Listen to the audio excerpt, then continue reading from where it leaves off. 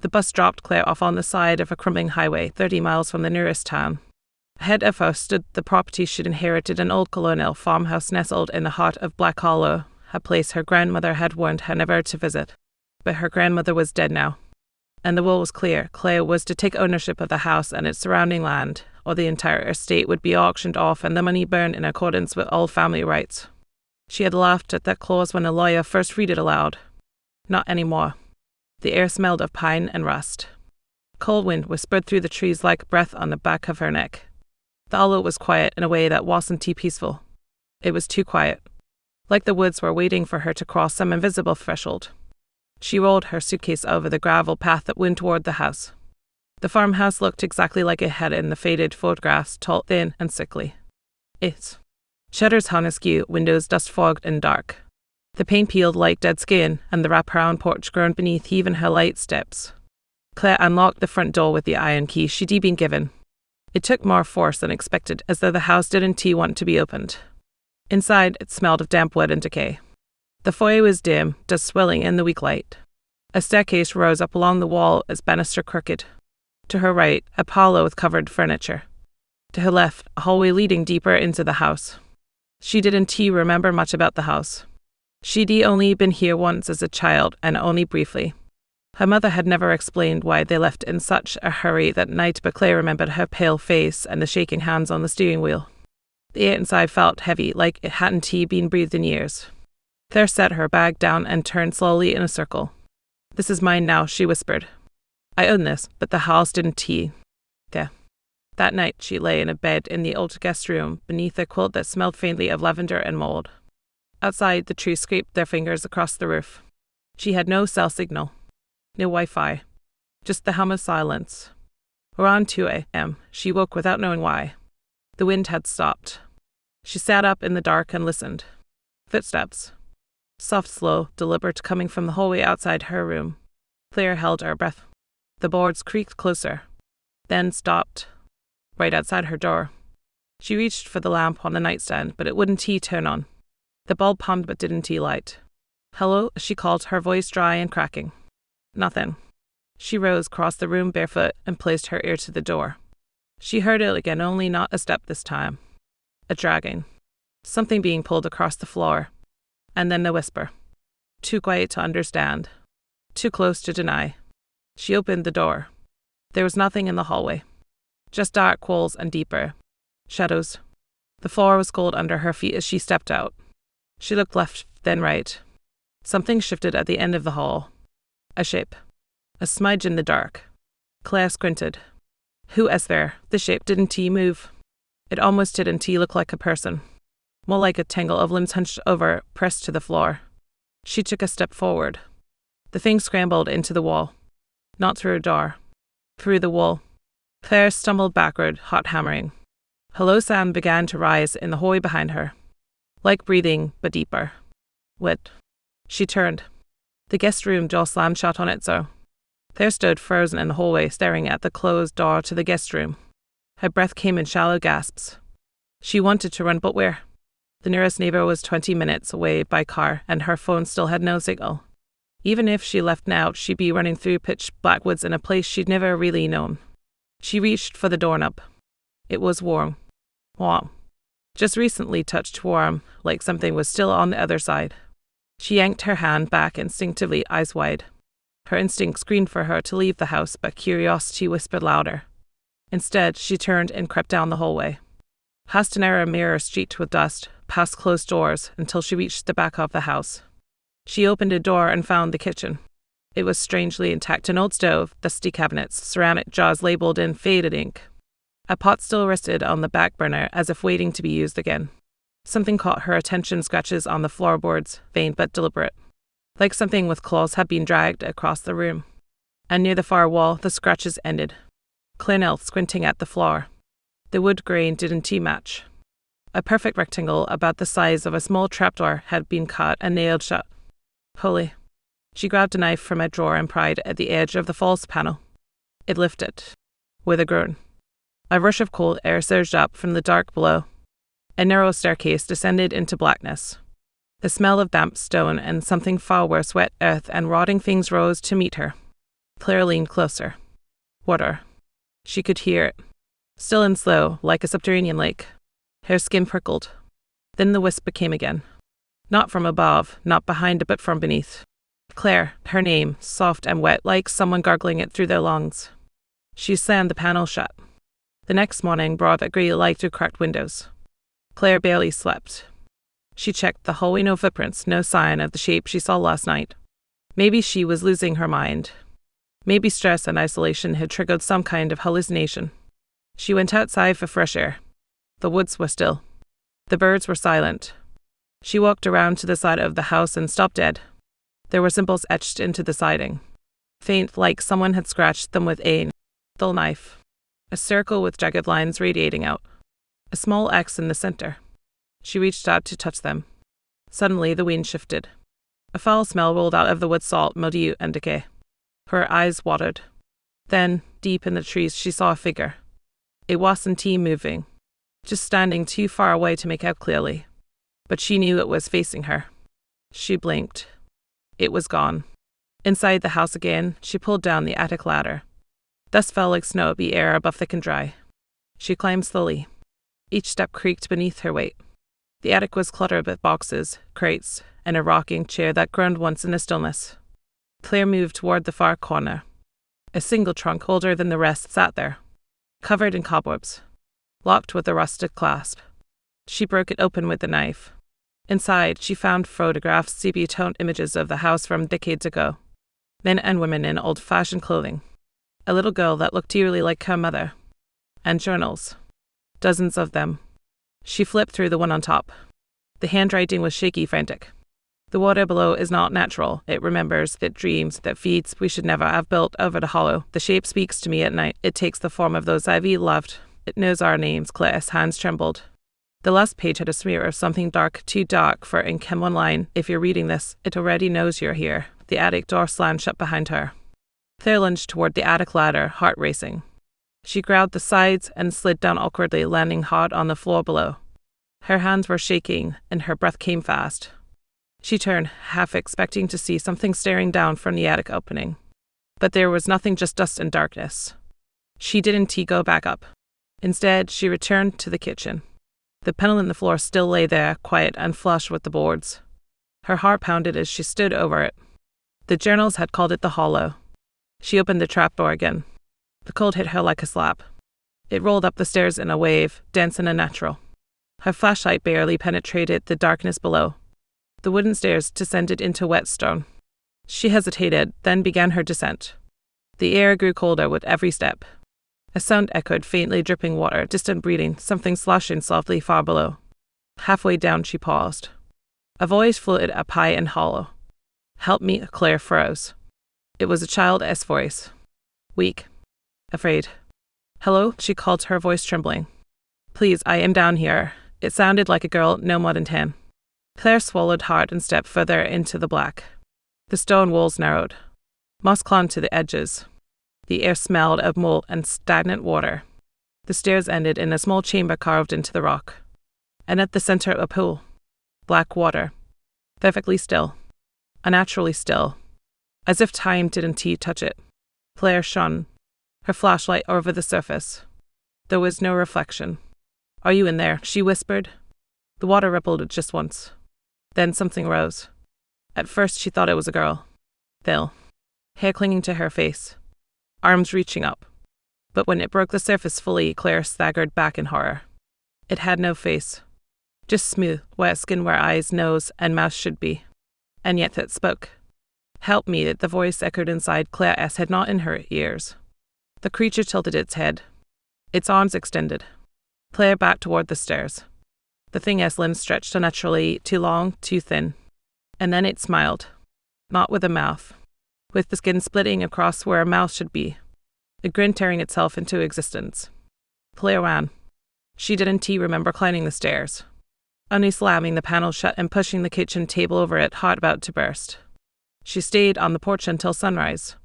When the light finally came, she went back inside and locked the front door. But nothing would make her feel safe again. That afternoon, she found the basement door. It had been hidden behind a pantry shelf. The shelf rolled aside with a terrible groan, revealing an old wooden door she swore wasn't there before. She opened it. The basement was nothing but shadows. She flicked on the light, the bulb buzzed, then died. She stood at the top of the stairs, flashlight shaking in her hand.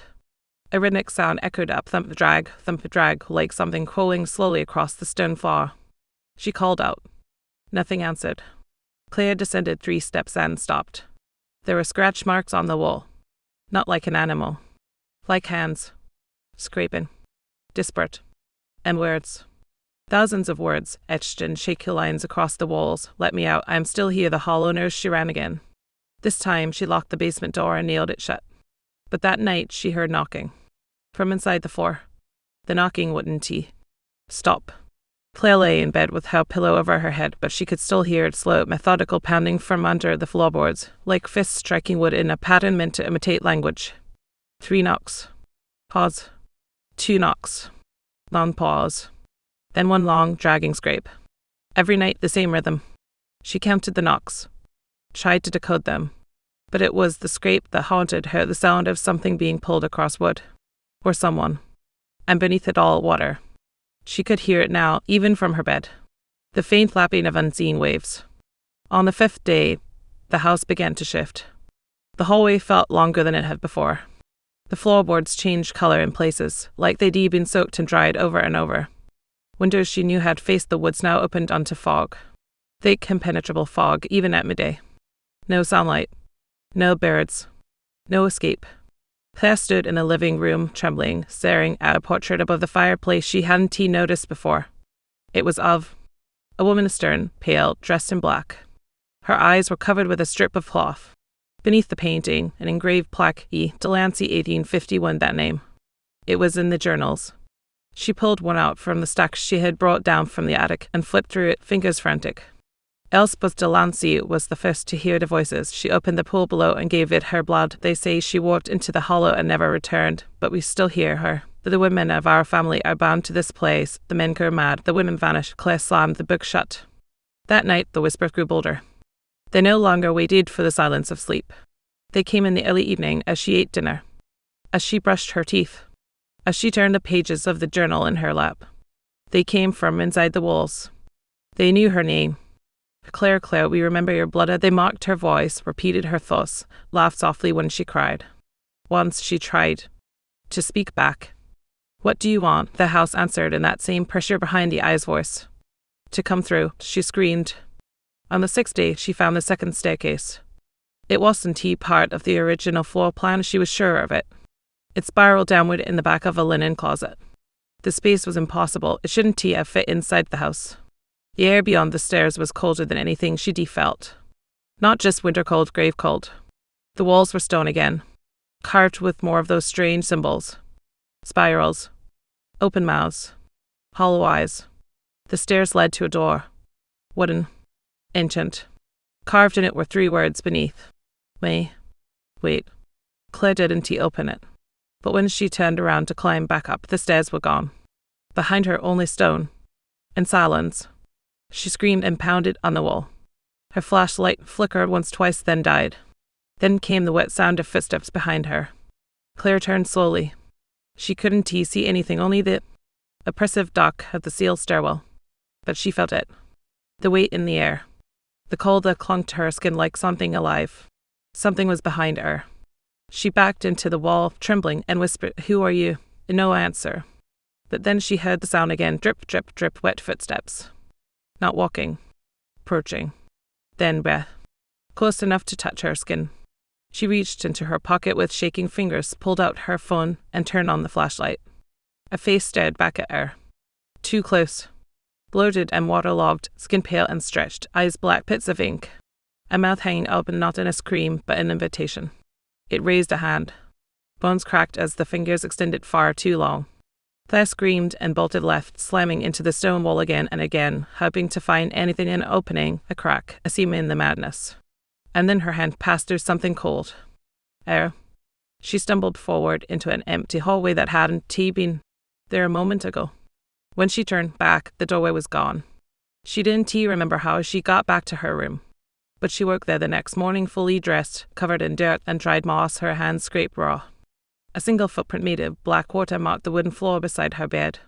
She stared at it for a long time. Then she packed a bag. By noon, Claire had made it halfway down the gravel path from the house when she saw it. A figure standing in the woods ahead. Not the faceless girl from before. Not the thing in the stable. This one wore her face. Same hair. Same clothes. Same terrified expression. It raised a hand and mimicked her own exact movement. Claire backed away, heart pounding. The thing smiled. Its mouth opened too wide, tearing the skin at the edges. And it spoke in her voice. You can leave, but you'll take us with you. She turned and ran back to the house. That evening, she ripped the trapdoor open and screamed into the black. No, you read down there. What do you want from me? The water answered, not with sound but movement. It began to churn, slowly at first, then faster, rising as though something massive stirred beneath it. A voice dozens layered into one spoke from the black. Return what was taken. Give us the one who opened the gate. Claire didn't understand. What gate? I didn't open anything, but she had. The journals. The trapdoor. The hidden stairs. Her bloodline. She'd come back. She'd stayed. She'd remembered. The house didn't want to hurt her. It wanted her to belong. To become part of the thing beneath it. That night she dreamed of her mother. Not as she was in life, but standing waist deep in black water, her eyes white and blind, her lips moving silently. Claire tried to reach her, but the water turned to teeth and swallowed her whole. Claire woke gasping for air, clawing at her sheets like they were trying to drown her. Morning light, weak and grey, filtered through the window. The dream still clung to her like fog at the image of her mother's face, eyeless and blank, refusing to fade. She stumbled to the mirror in the bathroom and recoiled. Across her collarbone, red welts had formed overnight. 4 of them parallel lines like claws. Or fingers. She hadn't scratched herself. At least she didn't remember doing it. Her stomach churned. She didn't want to sleep again. But being awake was worse. The house groaned with every breath, and every creak felt intentional. Like something walking above her. Or beneath her.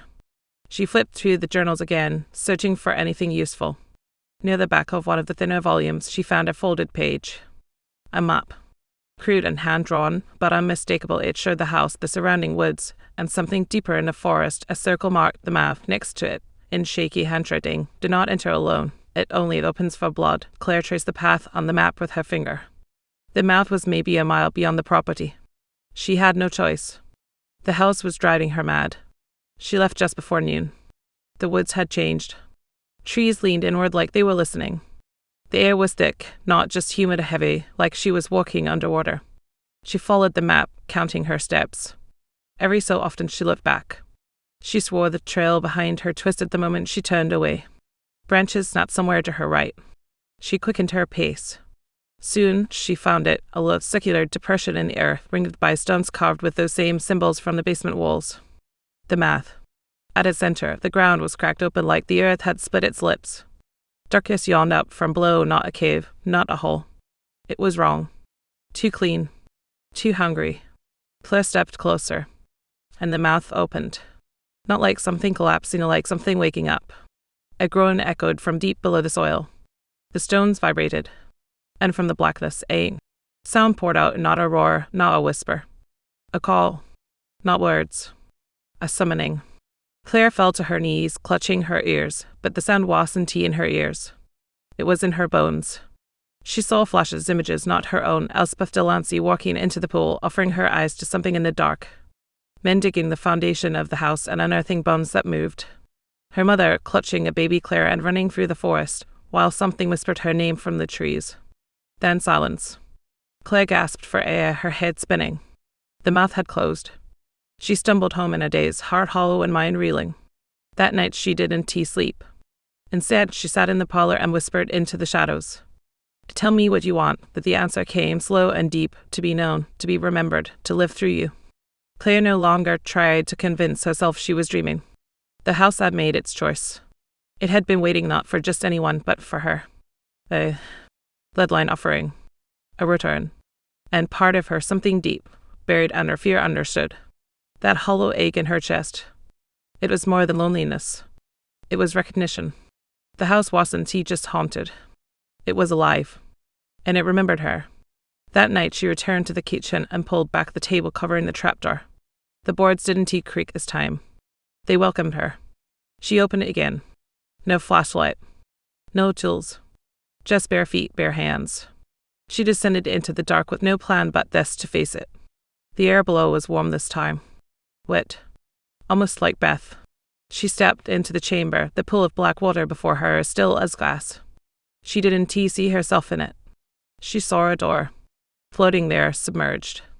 A wooden door with a handle of bone and a keyhole shaped like an open mouth. Claire stepped forward. The water lapped against her ankles, her knees, her waist. It wasn't cold. It felt like it had been waiting for her. The door rose toward hers. She waded in. She reached out and the door opened on its own. Beyond it, a room lit by flickering lanterns. The walls were smooth stone, pulsing faintly, as if alive. And on the far side stood a mirror. A tall, black-framed mirror that showed not her reflection but her mother. She gasped. "Mom," the image smiled. But it was wrong. Her mother's face flickered, distorted, then smooth again. Her eyes were too wide. Her lips moved out of sync. "Come in, Claire," the reflection said. I don't understand," Claire whispered. "You will, just a little deeper." Claire stepped through the door. The moment her foot crossed the threshold, pain shot through her skull. She screamed as images slammed into her mother carving symbols into the basement floor, tears streaming down her face. Her grandmother standing over the pool chanting. Herself, as a baby, placed beside the trapdoor as if offered. The room fell away. Claire awoke lying on the cold stone floor, soaked to the bone. A woman stood above her, pale, eyeless, smiling. Not her mother, but someone who wore her blood. Elspeth, Claire gasped. The woman nodded slowly. "You came back. You opened the hollow. We've waited so long." Claire tried to stand, but her body wouldn't move. "You carry the key now," Elspeth whispered. "You are the key. But what do you want from me?" Elspeth knelt lean close. "To remember, to keep us alive, to carry the voice of the hollow into the world above. I know you already hear it, don't you?" Claire shook her head, but the whisper came anyway. Inside her skull. Hollow, hollow, hollow, the dark rose again. She awoke in her bed. Die. Bleeding. No wounds. No mud. But when she looked at her hands, the lines on her palms had changed. They now formed the same symbol carved on the sterns near the mouth. And outside her window in the trees something watched her. The days blurred. Claire couldn't remember when she last ate. Or slept properly. Time. Then inside the house now, sometimes afternoon light would shine through one window while the others stayed trapped in midnight. Sometimes the clocks ticked backward. Sometimes they didn't tick at all. The whispers didn't stop anymore. They lived with her now. Inside her. Sometimes they were gentle. Comforting. Telling her she belonged. That she was loved. Sometimes they screamed. "Open the door, feed us, bring us through." Claire sat in the parlour one night, staring at the fireplace. Portrait of Elspeth Delancey still hung above it, but now her head was tilted just slightly. Her covered eyes moved, following Claire as she passed. Watching. She covered the painting with a sheet. The sheet caught fire an hour later. No source. No spark. Just flame. That night, Claire walked through the house barefoot, whispering to herself to stay awake. To stay real. But the house changed again. Rooms led into other rooms. Doors opened onto staircases that descended into impossible tunnels. A hallway stretched for what felt like miles before circling back to the kitchen. She found a door that didn't belong, new, wooden, ancient-looking. No handle. Just carvings. Through we return. She touched the wood. A hand reached out from the door itself and grabbed her wrist. Pulled. What? Familiar. It pulled her forward, but she twisted free and fell backward. The hand slid back into the wood as if it had never been there. But a mark was left on her wrist. Red and raw. A spiral. The next morning, Claire returned to the attic one final time. She carried a hammer, a flashlight, and the oldest journal. She broke open the last trunk in the corner. Inside, beneath yellowed lace and faded linens, was a box of letters, wrapped in twine, and beneath those a bone knife. Curved, jagged, carved with the same mouth-shaped symbol she'd seen on the door below. Taped to the underside of the box lid, a letter. To the last of us, the hollow cannot be killed, but it can be starved. Seal the door. Cut the voice from your blood. You must give what it gave to you. We all did. Forgive me. Claire read the letter 3 times. Got the voice from your blood. Her hand shook. She looked down at the bone knife. Then at her wrist. At the mark. The voice inside her hissed. Dawn T, we are part of you now. Claire clenched her teeth and cut. The spiral bent as if it fought her. Blood spilled onto the attic, floor and thick. Black drops, not red. Not human. The house screamed. The walls groaned. The lights flickered and burst. The portrait above the fireplace fell with a shattering crash. And beneath the house the sound of something massive waking. Claire passed out. When she awoke, she was no longer in the attic. She was at the edge of the pool beneath the kitchen.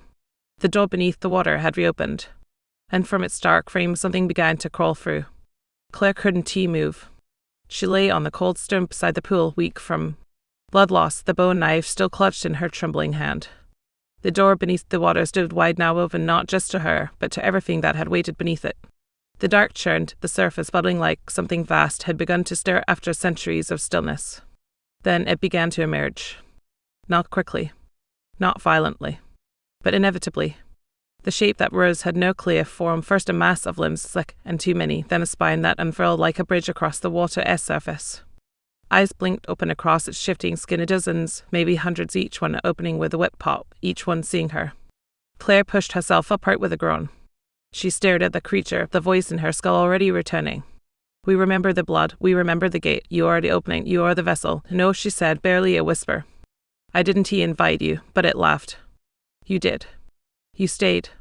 You listened. You opened. You cut away what was human. Now you are. Hollow too. The water at her feet shimmered, and in it she saw her own reflection. Except it wasn't her. Her eyes were completely black. Her mouth was too wide. Her skin shimmered like water. She turned away in horror. The voice was no longer just in her head, it echoed from the walls now, from every inch of the stone. The hollow wasn't just beneath the house. The house was the hollow. It had always been. A structure built around a mouth. A house made of hunger. And now the door had been opened. Suddenly a voice broke through the storm of noise, a new voice. Thought. Familiar. Claire, she turned. Her mother stood on the opposite side of the chamber. But not twisted. Not hollow. Whole. You have to close it, she said. It is not too late. Claire could barely speak. How are you here? I never left. Not really. Just like Uspeth. Just like all of us. We rebound to this place. But you can end it. The creature behind her roared, though no sound came, only vibration. Dust rained from the ceiling. Her mother stepped closer. You carry the blood, yes, but also the will. That is what they fear. Choice. Claire looked down at the bone knife. She looked at the door. And she understood. It wasn't about sealing the door with force. It was about refusing to become the door. She stood, like shaking, and walked to the edge of the water. The creature hesitated. You can exist without me, she said aloud. Its many eyes blinked in unison. Then she plunged the knife into her own palm. Blood spilled into the water. But this time it was red. Human. No more, she said. The water screamed. Not the creature, the water itself. Boiling. Bubbling. Trying to pull her in. The door shook. Cracks spread across its surface. Claire raised the knife again and drove it into the stone at her feet. A blinding white flash exploded from the impact. The world tore open. She was falling. Through water. Through memory. Through everything that had ever come before her. She heard Elspeth's voice. Her grandmother's. Her mother's. And her own. We are not hollow. She woke up in the woods. The house behind her was gone. Only scorched grass and ash remained where it had stood. The forest was still. Birds chirped softly. The fog had lifted. The nightmare was over. But her palm still bore the scar. And somewhere in her blood a whisper remained. Claire didn't tell anyone what happened. What could she say? That she inherited a house built atop ascension, hungry void. That she saw her mother in a mirror of water, watched her own blood open a door beneath the earth, and close it with a knife carved from bone. There were no words. She returned to the city 2 days later, clothes torn, eyes hollow, hand bandaged. The doctors chalked her state up to exposure, dehydration, possible trauma. They asked her if she remembered what happened. She said no, and in a way it was true. Not in a way they'd ever understand. She moved into a small apartment on the 3rd floor of an old brick building, far from forests, far from water. No basements. No cellars. Just concrete and sky. But even here, the silence followed her. In the hum of the refrigerator at night, she sometimes thought she heard the pulse of the water again. In her dreams, the door still waited just under the surface. Sometimes she caught herself whispering to it. Then came the phone call. A no number. No voicemail. The next day, a letter arrived. No return address. Inside, a single page. On it, the drawing of a simple spiral with an open mouth in the center. Beneath it, 5 words in handwriting she didn't recognize. You only closed one door. Claire burned the letter. She moved again. Changed her number. Blocked every unknown caller. But the whispers didn't care about locks. Or walls. Or distance. Because the hollow wasn't just a place. It was a hunger. It waits in people. In blood. In memory. And Claire? She was no longer a person in the strictest sense. She was a wound that had once been a woman. A vessel that had tasted the void and been left scarred by it. One night she stood in her bathroom, staring at herself in the mirror. At her eyes. Still her own. At her mouth. Still closed. And then her reflection smiled first.